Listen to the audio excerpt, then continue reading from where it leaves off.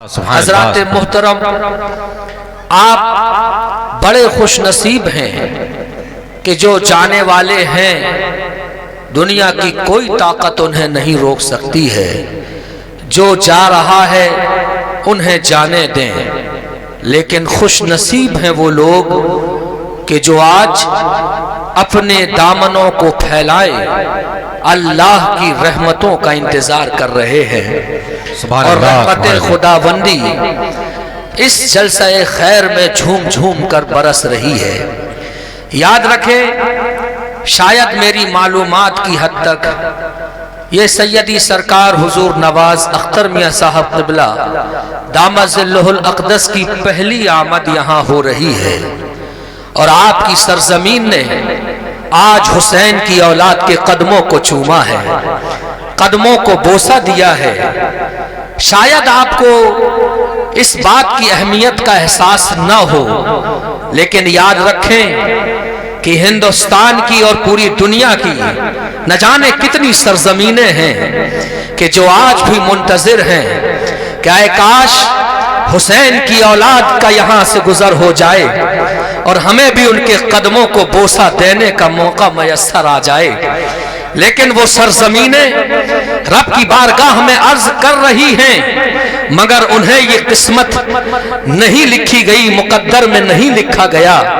मगर आज आपकी सरजमीन को अल्लाह ने ये शरफ बख्शा है कि आज आपकी सरजमीन ने आले रसूल के कदमों को बोसा दिया है और जहां आले रसूल के कदम जाते हैं वहां बरकतें भी साथ साथ चला करती हैं। सुभान अल्लाह, सुभान अल्लाह, सुभान अल्लाह, साथ साथ चला करती है। सुभान अल्लाह, सुभान अल्लाह। याद रखें, ये रात ऐसी भी हो सकती थी। मैं सिर्फ इसलिए अर्ज कर रहा हूं कि आप इस चीज को न देखें कि हमारा वक्त ज्यादा हो रहा है, रात ज्यादा हो रही है। ये वो दिन भी वो रात भी हो सकती थी कि आप बिस्तर पर होते, मोबाइल की स्क्रीन आपके सामने होती, नंगे नाच और गाने देखकर आपकी निगाहें आपके दामन में गुनाहों की स्याहियों को भर के चली जाती। लेकिन आज की रात वो रात है कि जहां अल्लाह ने आपका इंतखाब करके और महफिल में बुलाकर गोया खुदा ये तुम्हें कह रहा है कि आज गुनाहों की रात नहीं है। जहां अहले बैत आ जाएं वहां आंखों से गुनाह नहीं होंगे, बल्कि चेहरा देख देख कर हम अपने दामन में नेकियों की सौगात लेकर यहां से। सुभान अल्लाह, सुभान अल्लाह। नारे तकबीर, नारे रिसालत, नारे हैदरी, नारे हैदरी। आस्ताने आलिया फुफुवन शरीफ हुजूर चिश्ती मियाँ साहिब क़िबला, हुजूर चिश्ती मियाँ साहिब क़िबला औलादे गौसे आज़म। नारे तकबीर, नारे रिसालत। सुभान अल्लाह। बहुत कुछ बयान करने पर आऊं तो शायद मैं अपने मौजू से इधर उधर ना हो जाऊं। मेरे दोस्तों और बुजुर्गों, आप याद रखें कि हमने हुसैन को नहीं देखा, हमने हसन को नहीं देखा, लेकिन हमारे दिल भी अंगड़ाइयां लेते हैं कि काश हम हुसैन के हुस्न का जलवा देख लेते, इमाम हसन के हजल का देख लेते। तो अब आप ये जो अंगड़ाइयां ले रहे थे, याद रखो कभी कभी किसी साथ को मजहर बना दिया जाता है। रसूलुल्लाह को अल्लाह की कुदरत का मजहर बनाया गया है। अगर अल्लाह की कुदरत देखना है तो रसूलुल्लाह को देखो, और इमाम हुसैन के हुस्न का जलवा देखना है तो आले रसूल के चेहरे को देखते चले जाओ। नारे तकबीर, नारे रिसालत, नारे रिसालत। उलमाए अहले सुन्नत, याद रखिए, जरा देखिए, यहीं से अंदाजा लगाइए 1400 साल के बाद जब हुसैन की औलाद का हुस्न का ये आलम है तो इमाम हुसैन के हुस्न का आलम क्या होगा, उनके जलवों का आलम क्या होगा, जब 1400 साल के बाद उनकी औलाद के जलवों का ये आलम है। मेरे दोस्तों और बुजुर्गों, मैं इसलिए कह रहा हूं कि आप पूरी ईमानदारी के साथ आज की रात को जाया न होने दें। रातें बहुत आती हैं, आकर चली जाती हैं, लेकिन वो रातें बहुत कम होती हैं कि जहां आले रसूल की सरपरस्ती में आप खुदा और रसूल का पैगाम सुन रहे हो, अल्लाह के नबी का दीन आप तक पहुंचाया जा रहा हो। बहरहाल आज खुश नसीब है, मैं मुबारकबाद पेश करता हूं इस सरजमीन पर बैठने वालों को, आपको भी, खवातीन इस्लाम को भी। और याद रखें, मैं तो एक बात अर्ज करता हूं, ये खवातीन इस्लाम ही हैं जिन्होंने अपने बच्चों की खुट्टियों में इमाम हुसैन की मोहब्बत को जो दिया है, आले रसूल की मोहब्बत को पुला दिया है। इसलिए कि एक माँ ही होती है, अगर बच्चे को कुछ हो जाए तो हुसैन के नाम का तावीज पहना देती है और बता देती है कि बेटा सुनो, अगर दुनिया में और आखिरत में कोई काम आता है तो या रसूल आते हैं या रसूल की औलाद काम आती है। नारे तकबीर, नारे रिसालत, नारे रिसालत, आमदे हुजूर सैयद नवाज अख्तर मियां साहिब क़िबला। और याद रखो, अगर आप इसलिए बैठे हैं कि हुसैन का एहसान आपके ऊपर है, तो ये माँ बहनें भी इसलिए बैठी हैं कि जनाबे ज़ैनब का एहसान इनके ऊपर है, फातिमातुज़ ज़हरा का एहसान इनके ऊपर है।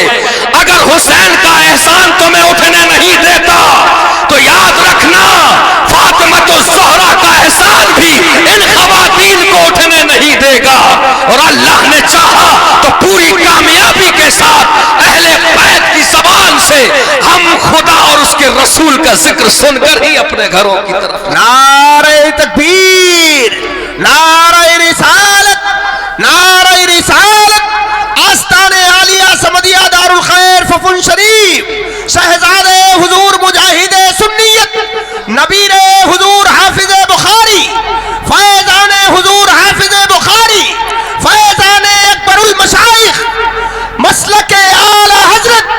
नारे तकबीर, नारे रिसालत। भाई जिंदाबाद। आमदम बरसरे मतलब खानकाह समदिया का ये इंतुर्राह इम्तियाज है।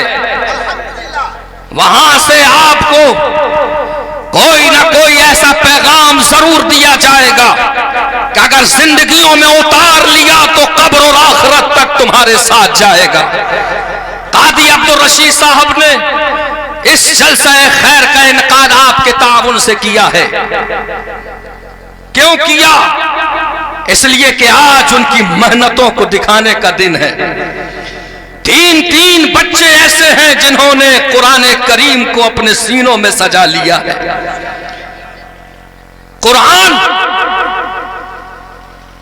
सीने में सजाया गया। कौन सा कुरान? वो कुरान जो 23 साल की मुद्दत में रसूलुल्लाह पर नाजिल हुआ था। वो कुरान कि जिसका ताल्लुक उम्मते मुस्लिमा से साथ अल्लाह के नबी ने जोड़ने की कोशिश की थी और इरशाद फरमाया था, मैं तो जा रहा हूं व तरक्तु फीकुम सकलैन।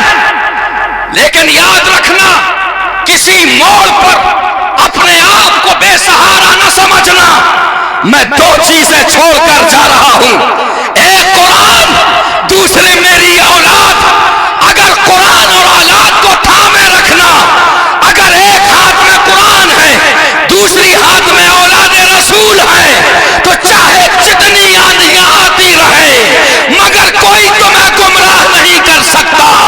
तुम इनके पीछे पीछे चलते जाओ, तुम्हें ये जन्नत तक ले जाकर ही दम लेंगे। अल्लाह के नबी ने खुद इरशाद फरमाया है, ये किसी मौलवी और किसी सूफी का बयान नहीं है। ये रसूलुल्लाह की हदीस है कि मैं जा तो रहा हूं, मगर अपने आप को बेसहारा यतीम न समझ लेना। मैं अपनी अहले बैत तुम्हारे दरमियान छोड़कर जा रहा हूं और कुरान जैसी किताब तुम्हारे दरमियान छोड़कर। लेकिन जरूरत इस बात की है कि हम अपने आप को देखें कि क्या हमारे हाथ में अहले बैत का दामन है और क्या हमारे दूसरे हाथ में कुरान का दामन है। जब इस पर गौर करेंगे, बिलाशुबा कारी साहब ने बहुत इंतजाम किया है। अभी तक ना समझते थे तो समझ जाओ, अहले बैत का दामन थामने के लिए तुम्हें एक मौका मयस्सर आया है। बेशक आप अहले बैत से मोहब्बत करते हैं, करते रहेंगे, मगर कुरान को देखो। क्या कुरान हमारे हाथों में आया, कुरान हमारी जिंदगियों में उतरा? जवाब आएगा नहीं। इसलिए कि कुरान से हमारा ताल्लुक कितना रह गया? सिर्फ इतना कि अगर अब्बा इंतकाल कर जाएं, मस्जिद से पेटियां उठा ली जाएं, घर घर एक एक पारा बांट दिया जाए, पूछा जाए कि बताओ तुम्हारे घर में कितने लोग पारे पढ़ लेते हैं? अगर तुम्हें लड्डुओं की 2 पुड़िया चाहिए तो 2 पारे ले लिए जाएं। अगर लड्डुओं की 3 पुड़िया चाहिए तो 3 पारे तुम्हें दे दिए जाएं। कुरान को सिर्फ 30 और 40वें की किताब समझ लिया गया। सिर्फ 30 आए तो कुरान पढ़ा दिया जाए, 40वां आए तो कुरान पढ़ा दिया जाए। और सुनो, अब्बा की रूह हलक में अटक गई, कारी साहब को लेकर गए। कारी साहब चलिए जरा सूरह यासीन की तिलावत कर दीजिए ताकि अब्बा की रूह आसानी से निकल जाए। अम्मा हालत गरगरा में है, बुलाकर इमाम को ले गए। इमाम चलकर जरा सूरह रहमान की तिलावत कर दो ताकि अम्मा की रूह आसानी से निकल जाए। मैं इन उलमा की तवज्जो चाहता हूं और एक जुमला आपको देना चाहता हूं। याद रखना, कुरान ये रूह निकालने के लिए नहीं आया था, बल्कि कुरान तो इसलिए आया था कि अगर मुआशरा मर जाए तो कुरान पढ़ पढ़ कर उसे दोबारा जिंदा कर दिया जाए। नारे तकबीर, कुरान तो इसलिए आया था, कुरान रूहें निकालने के लिए नहीं आया था, मुर्दा कौमें में रूह फूंकने के लिए कुरान आया था। मुर्दा रूहों में कुरान रूह फूंकने के लिए आया था। मगर अफसोस कि हमारा और आपका ताल्लुक कुरान से सिर्फ 30 और 40वां तक महदूद होकर रह गया। कौन कुरान को पढ़ता है और कौन कुरान से मोहब्बत करता है? हमारे कौम के नौजवानों, हमारी कौम की बच्चियों, हाल ये है कि एक मर्तबा दिन में न जाने कितनी बार आप अपना मोबाइल उठाकर बड़ी मोहब्बत से उसकी स्क्रीन को देखते हैं। कहीं धूल पड़ जाए तो साफ करते हैं। मोहब्बत का इजहार पल पल पर होता है। जरा सी खरोच आ जाए, दुकान पर जाकर उसे दोबारा नया करवाते हैं। लेकिन याद रखो, मोबाइल को बार बार देखकर साफ करने वालों, घर में रखा हुआ कुरान भी तुम्हारी मोहब्बतों का इंतजार कर रहा है। जरा उठाकर देखो, साल भर हो गई है, मगर मजाल है कि किसी का हाथ कुरान तक पहुंच गया हो। कुरान पर धूल लग चुकी है, हरे कपड़ों में लपेट कर उसको रख दिया गया है। मजाल है कि हमारी माँ बहनों ने कुरान उठाया हो, मजाल है कि हमारे नौजवान ने उसकी तरफ देखा हो। कुरान साल भर से इंतजार कर रहा है, काश कोई आए और मुझे मोहब्बत से मेरा चेहरा भी जरा साफ कर दे। मगर अफसोस कि कोई ऐसा नहीं है जो अपने घर में रखे हुए कुरान को मोहब्बत से देखे। मेरे दोस्तों और बुजुर्गों, 1 साल हो गई शादी में कुरान को दे दिया, सिर्फ ये दिखाने के लिए कि मेरी बेटी कुरान को पढ़ना जानती है। लेकिन जरा बेटी से पूछो कि 1 साल के बाद क्या तुमने दिया हुआ कुरान पढ़ा, तो जवाब आएगा नहीं, मैंने खोल कर नहीं देखा।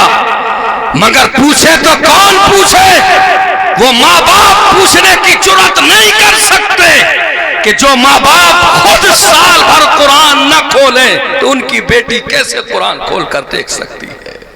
मेरे दोस्तों, कुरान भी तुम्हारी मोहब्बतों का मुंतजिर है।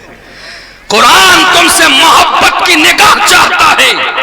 और याद रखना, मैं एक बात अर्ज कर रहा हूं, आप रात में सो रहे थे, 1 बज रहे थे, ये वो वक्त था जब आप किसी की नहीं सुनते।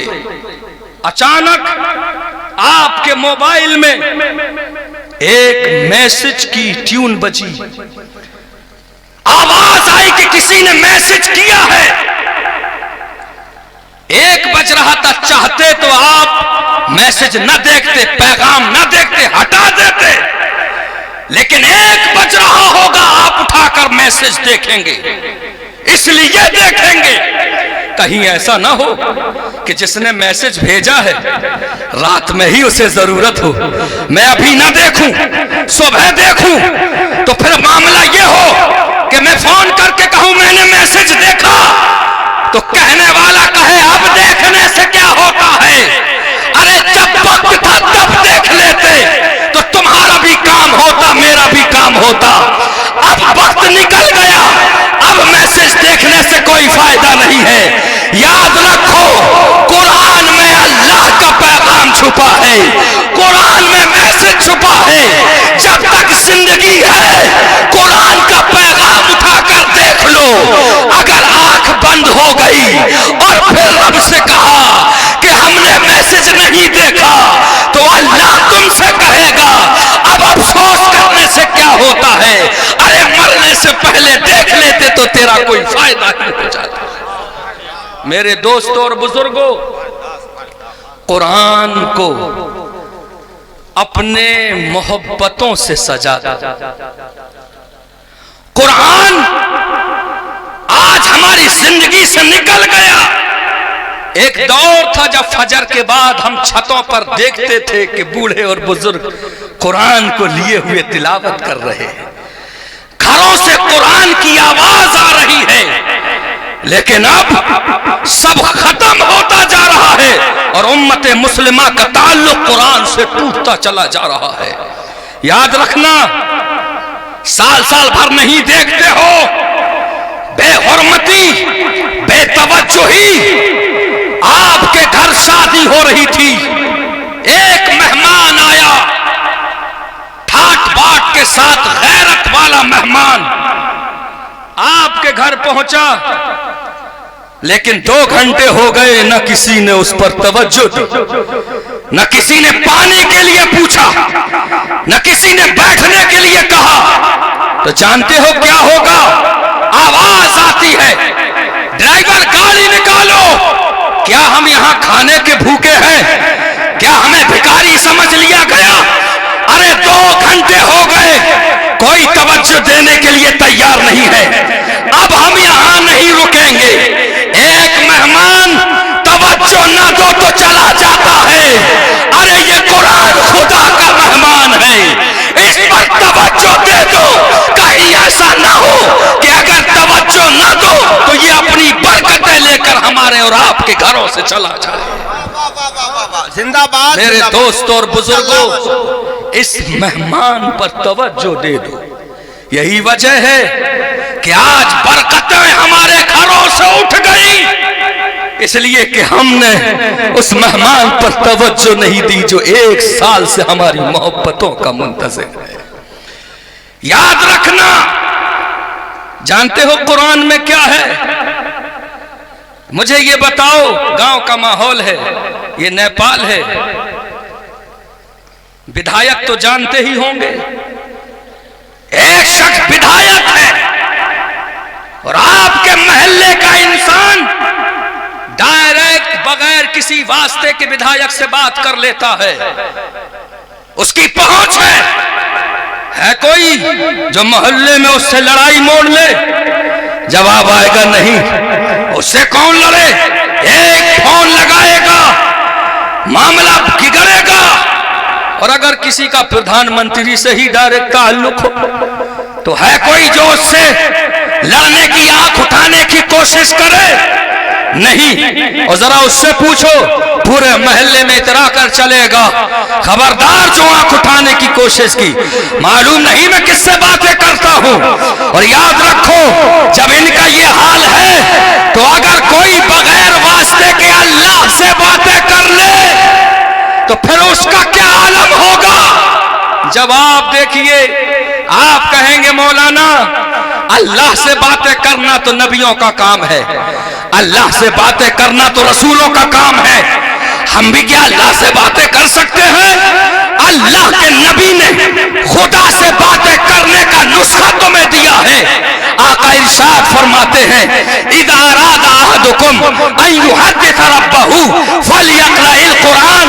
अगर तुम चाहते हो कि अपने अल्लाह से बातें करो तो फिर घर में रखा हुआ कुरान पढ़ लिया करो, अल्लाह तुमसे बातें करता हुआ नजर आए। मेरे दोस्तों और बुजुर्गों, हम और आप अल्लाह से बातें नहीं करते। जरा सी मुसीबत आई, छालने फूकने वालों के पास पहुंच गए। जिंदगी में कोई परेशानी आई, हम इधर उधर तो पहुंच गए, मगर जानते हो जब तुम कुरान पढ़ोगे तो कदम कदम पर कुरान में अल्लाह तुमसे बातें करता हुआ दिखाई देगा। आप पढ़ो, आप कुरान से कहो, आए कुरान, मेरे माँ बाप बहुत बूढ़े हो गए और उनकी बातों पर मुझे बहुत गुस्सा आता है। मुझे बता कि मैं अपने बाप को और वालिदैन के साथ क्या सुलूक करूं? जैसे ही आप सवाल करेंगे, कुरान के जरिए अल्लाह तुम्हें जवाब देगा, वला तकुल लहुमा उफ़्फ़िन वला तनहरहुमा, कि अपने वालिदैन को उफ तक न कह देना। अगर वालिदैन कुछ कह दे तो सर को झुका देना, अदब कर लेना। अगर उफ कह दिया तो न नमाज तुम्हारी काम आएगी, न रोजे तुम्हारे काम आएंगे। कुरान पढ़ते जाइए, अल्लाह तुमसे बातें करे। लेकिन सवाल यह है कि हमने तो कुरान पढ़ा नहीं और हमारे अब्बा ने कुरान पढ़ाया नहीं। हम बहुत पुराने दौर के हैं, उस वक्त इतने हालात नहीं थे, मदरसे इतने नहीं थे। अब क्या करें? तो याद रखना, कुरान वो किताब है कि अल्लाह ने उसके फैजान से किसी को महरूम नहीं किया है। अगर पढ़ सकते हो तो पढ़ो, कुरान का फैजान तुम्हें मिलेगा। और अगर नहीं पढ़ सकते तो कुरान को सिर्फ देखते जाओ, अल्लाह तुम्हें कुरान का फैजान अता करेगा। और अगर नहीं देख सकते तो सिर्फ कुरान को छूते चले जाओ, अल्लाह तुम्हें कुरान का फैजान अता करेगा।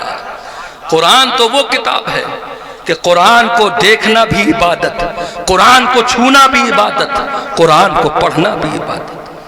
आप ऐसा क्यों नहीं होता कि कभी तो आप रहल में लेकर कुरान को सजा कर बैठ जाओ और रब की बारगाह में बड़े आजिज़ाना अल्फाज में कहो, मालिक ये तेरा कलाम है जो तेरे नबी ने अता किया है, और उसे मोहब्बत से जरा बोसे देकर तो देखो, मोहब्बत का इजहार करके तो देखो। याद रखो, कुरान से मोहब्बत आप हर तरीके से कर सकते हैं। लिहाजा कोई दिन खाली ना जाए जिस दिन आप कुरान का मुताला ना करें। कुरान का मुताला नहीं कर सकते तो कुरान को उठाकर चूम ही लिया करो, इसलिए कि कुरान से मोहब्बत का हमें इजहार करना है। मेरे दोस्तों और बुजुर्गों, मरने वाले का इंतकाल हो गया, जनाजा लेकर चले, कब्र में लिटाया और कब्र में लिटाकर लकड़ियां लगाते चले गए। आखिरी लकड़ी बची तो अचानक कब्र में एक खुशबू की फुहार फूटी, पूरी कब्र रोशनी से भर गई। जितने जनाजे में शरीक थे, सब हैरत में थे, इसलिए कि मरने वाला न कोई आलिम, न कोई फाजिल, न किसी खानकाह का साहिब सज्जादा, एक आम सा इंसान, और उसका हाल यह है कि उसकी कब्र नूर से भर गई। कौन सी नेकी थी, क्या था? पूरा का पूरा मजमा उसे लिटाकर, दफनाकर, मिट्टी देकर उसके घर की तरफ वापस हुआ। आवाज लगाई उसकी अहलिया को, बाहर आइए, पर्दे के साथ हमें बताइए कि तुम्हारे शौहर की वो कौन सी नेकी थी कि जिस नेकी ने आज उसकी कब्र को नूर से भर दिया है। बीवी ने उस रात से पर्दा उठाया, कहा अगर सुनना चाहते हो तो सुनो, मेरा शौहर कोई आलिम और हाफिज और इबादत गुजार नहीं था, सिर्फ जाहिल था, पढ़ना नहीं जानता था, लेकिन कुरान से उसे मोहब्बत थी।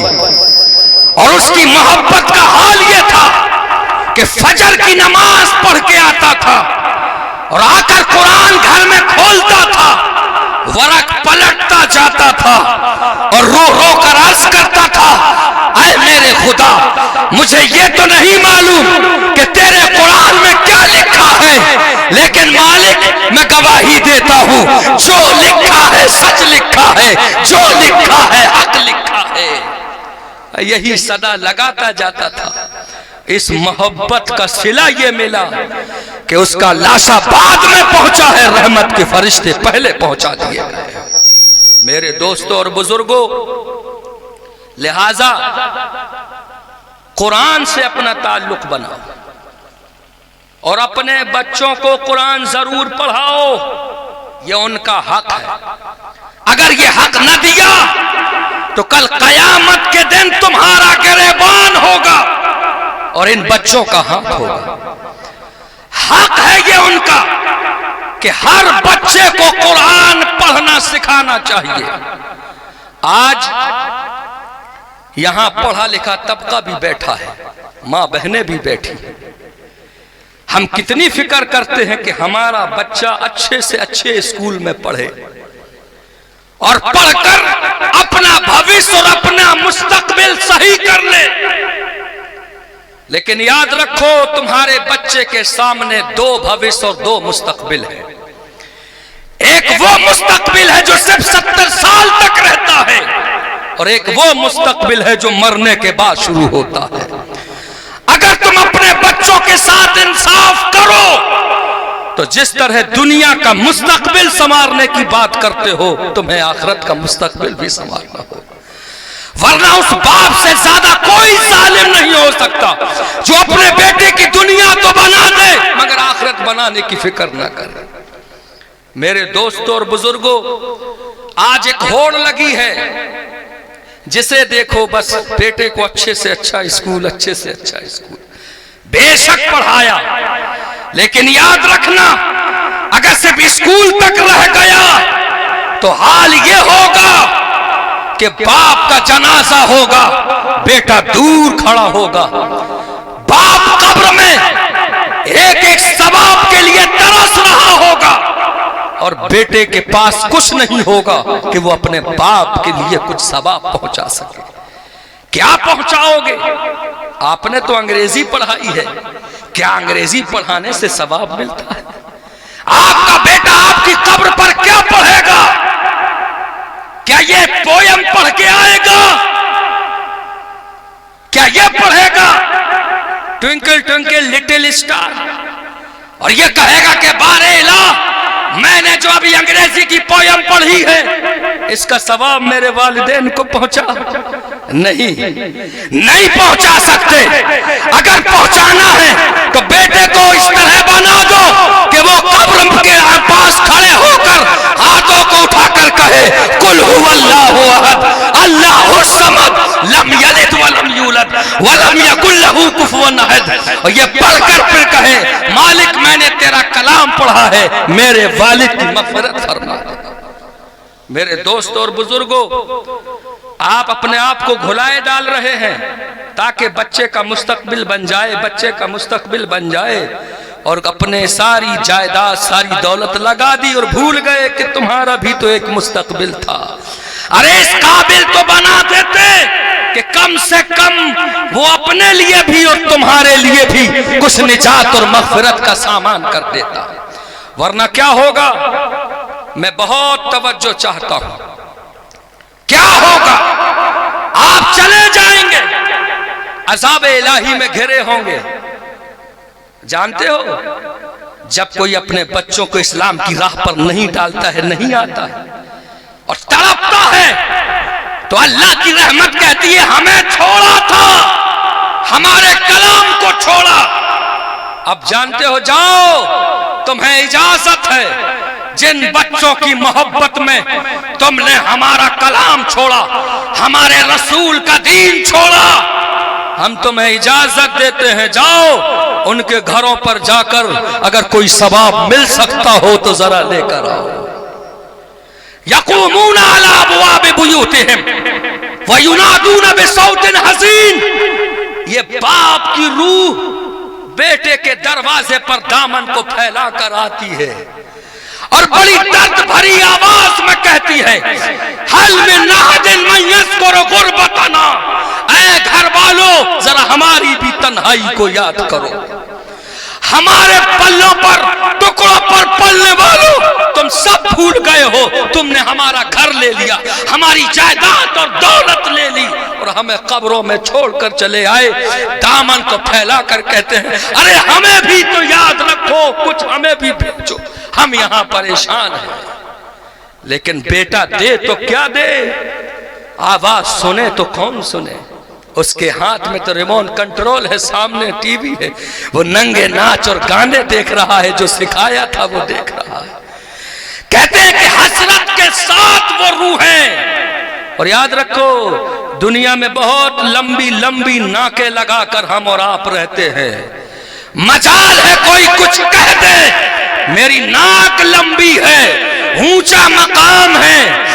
अरे ऊंचा मकाम था बेशक, लेकिन मरने के बाद आज हाल ये है कि आपने अगर बेटों को न सिखाया तो आज बेटों के ही दरवाजे पर भिखारी बनकर खड़े हैं और सवाब की भीख मांग रहे। आपको अच्छा लगेगा? भीख मांगना अगर किसी को पड़ जाए तो वो कोशिश करता है कि मैं अपने शहर में भीख ना मांगू, किसी दूसरे शहर में चला जाऊं, ऐसी जगह जहां कोई पहचानता ना हो, मेरी इज्जत है। मगर इस रविश ने उन माँ बाप को उस मकाम तक पहुंचा दिया और पहुंचा देंगे कि वो अपने ही बच्चों के दरवाजों पर खड़े होकर दामन फैलाकर सवाब की भीख मांग रहे होंगे, मगर उनके बच्चे सवाब के बजाय उधर टीवियों में लगे होंगे और ये हसरत के साथ चली जाएंगी, ऐ काश मैं अपने बच्चे को कुरान सिखा देता। तो जानते हो कुरान का क्या हाल है? आका फरमाते हैं, मन करा अल कुराना व अमिला बिमा फी उलबिसा वालिदाहु ताजन यौमल क़ियामती ज़ौ अहसनु मिन ज़ौ शम्स। आका फरमाते हैं, जो कुरान पढ़े, अपने बच्चों को पढ़ाए, तो क़यामत के दिन उन वालिदैन को ऐसा ताज पहनाया जाएगा जिसकी रोशनी सूरज की रोशनी से भी ज्यादा होगी। मेरे दोस्तों और बुजुर्गों, इससे पहले कि भीख मांगने की नौबत आए, कुरान पढ़ लो और अपने बच्चों को कुरान पढ़ा लो। वरना याद रखो, पढ़ाने वाले ने अपने बच्चे को बहुत ऊंचा पढ़ाया था और हिंदुस्तान की सारी डिग्रियां खत्म हो गई। एक लड़का और बाप ने उसे भेज दिया ऑक्सफोर्ड यूनिवर्सिटी, ऑक्सफोर्ड पढ़ने चला गया। बाप यहां फूला नहीं समाता है, पैर जमीन पर नहीं है। एक बेटा पढ़ रहा है विदेश में और जब आएगा तो उसका क्या रंग होगा, क्या ढंग होगा। रिश्तों की कतारें लगी होंगी, जैसा मांगेंगे वैसा मिलेगा। न जाने कितनी बड़ी बड़ी रिश्तेदारियां कायम हो जाएंगी। बाप इतरा कर चलता है पूरे मोहल्ले में, एक बेटा, वो भी शान देखो पढ़ता कहां है। कुछ दिनों के बाद पता चला कि बेटे को कैंसर की बीमारी हो गई।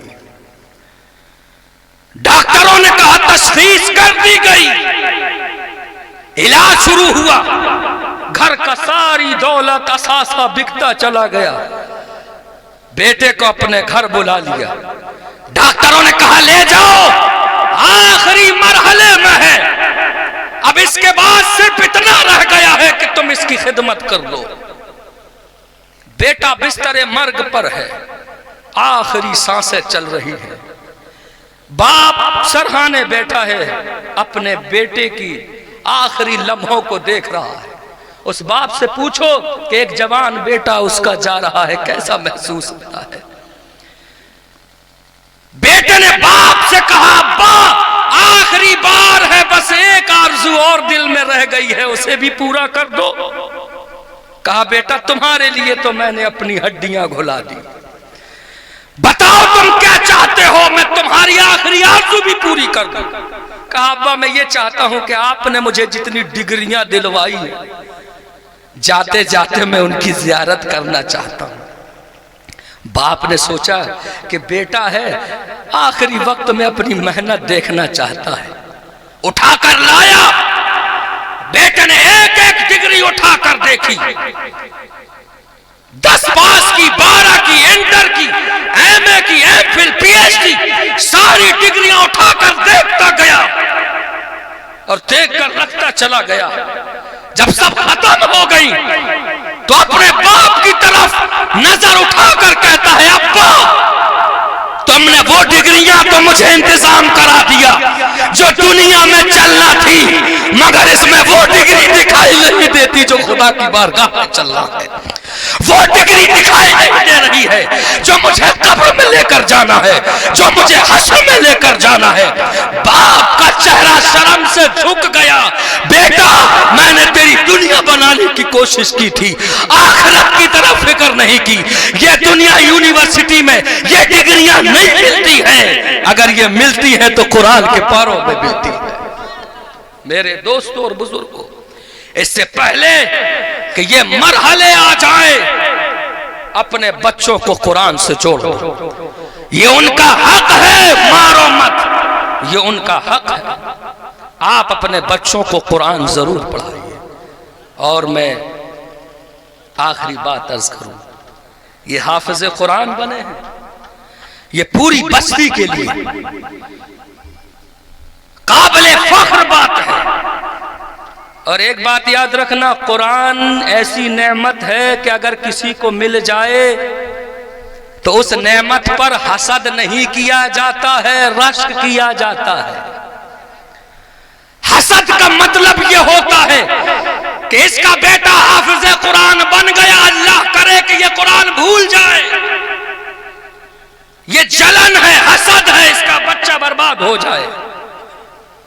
कुरान की नेमत अगर किसी को मिल जाए तो हसद नहीं करते, रश्क करते हैं। रश्क का मतलब यह है कि अगर किसी बच्चे को हाफिज कुरान बनकर देखो तो दिल ही दिल में खुदा को पुकार कर कहो मालिक जिस तरह इसके बच्चे को हाफिज कुरान बनाया है, हमारी नस्लों में भी कोई हाफिज कुरान पैदा फरमा दे। हसद नहीं, रश्क किया करो। ये बच्चे, आपको क्या लगता है कि सिर्फ स्कूल की तरह आने जाने से कोई हाफिज कुरान बन जाता है? इन्ना नहनु नज़्ज़लना ज़िक्र व इन्ना लहू लहाफ़िज़ून, हमने कुरान उतारा है और हम ही कुरान की हिफाजत करेंगे, ये खुदा कह रहा है। कुरान की हिफाजत अल्लाह हाफिज कुरान के सीने में रखकर फरमाता है। और जानते हो ये कैसे नेमत मिलती है? ऐसे ही नहीं मिल जाती मेरे दोस्तों और बुजुर्गों। एक माँ अपनी मोहब्बतों पर पत्थर रख लेती है, तब जाकर कोई बच्चा हाफिज कुरान बनता है। एक बाप अपनी मोहब्बतों को पत्थर रखता है, तब जाकर कोई हाफिज कुरान बनता है। ऐसे नहीं बन जाता। आप अपने अंदाज अंदाजा लगाइए, सर्दी का मौसम होता है, आपका बच्चा आपके बगल में सो रहा होता है, रात में 3 मरतबा उठकर आप ये देखते हैं कहीं ऐसा तो नहीं कि मेरे बच्चे का जिस्म खुल गया हो, सर्दी लग रही हो। बड़ी मोहब्बतों से उसे उड़ाते हैं, बड़ी मोहब्बतों से उड़ाते हैं, मगर वही 12 साल का बच्चा वही माँ बाप मदरसे में जाकर छोड़कर चले आते हैं। बच्चा सोता है तो पता नहीं होता है, बच्चा जागता है तो पता नहीं होता है। कोई माँ बाप से पूछो कि उस वक्त अपने बच्चों को जुदा करना कैसा होता है। 12 साल की उम्र है, बच्चे को डाल दिया मदरसे में। आपके घर पर बच्चा जब स्कूल जाता है, माँ पराठे लिए हुए पीछे पीछे घूमती है, बेटा स्कूल का टाइम हो गया, खा लो। मुन्ना स्कूल का टाइम हो गया, खा लो। इतनी मोहब्बत दिखाती है, मगर वही मदरसे का बच्चा जाकर देखो, कतार लगी हुई है, प्लेट हाथ में लिए हुए है, कोई मोहब्बत से पूछने वाला नहीं है, अपनी बारी का इंतजार कर रहा है। बारी आएगी, नाश्ता मिलेगा तो उसे खा लिया जाएगा। याद रखो, आज कोई पूछे न पूछे, अल्लाह फिर उन्हें ऐसी अजमतों से नवाजता है कि फिर हाफिज़े कुरान जहां जाता है लोगों के दिलों पर हुकूमत करता है, लोग उससे मोहब्बत फरमाते हैं। मेरे दोस्तों और बुजुर्गों, हाफिज़े कुरान जानते हो?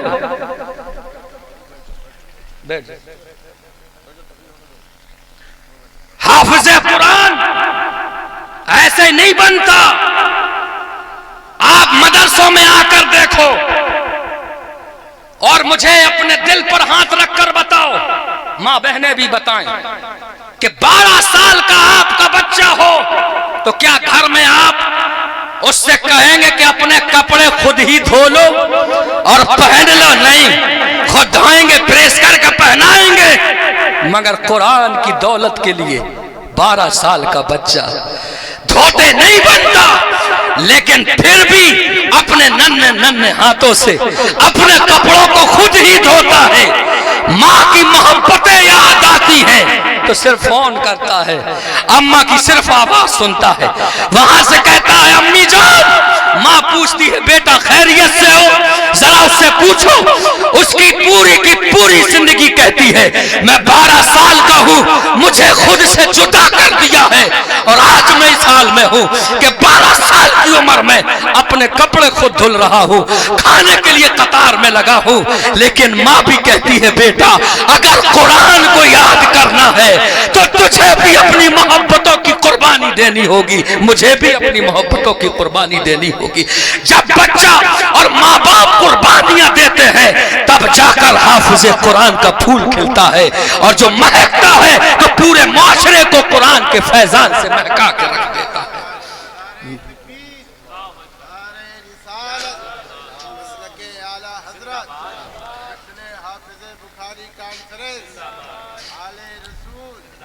मेरे दोस्तों और बुजुर्गों, जरूरत है इस बात की, ये उलमाए किराम का नूरानी चेहरा देख रहे हैं, जरूरत है इस बात की कि हम हाफिज़े कुरान अपने बच्चों को बनाए भी और माशरे में हुफ़ाज़ और उलमा को इज्जत और ताज़ीम भी दें। मामला क्या है?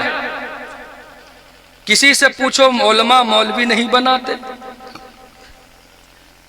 कह रहे हैं कि मौलवी साहब गरीब होते हैं। क्या उलमा ही गरीब होते हैं? नहीं मेरे दोस्त, रज़ाक अल्लाह ताला है, वो जिसे चाहता है जितना उसने मुकद्दर में लिख दिया है उतना ही रिज़्क़ उसे मिले। हमें और आपको चाहिए कि माशरे में अपने उलमा से, अपने हुफ़ाज़ से मोहब्बत करें, लेकिन याद रखो हम तो अब मोहब्बत के मामले में जरा तवज्जो चाहता हूं, हो सकता है कि आपको बुरा लगे। हाल जानते हो आज क्या है? हाल ये है, नौजवान की शादी हो रही है, दूल्हा बन गया,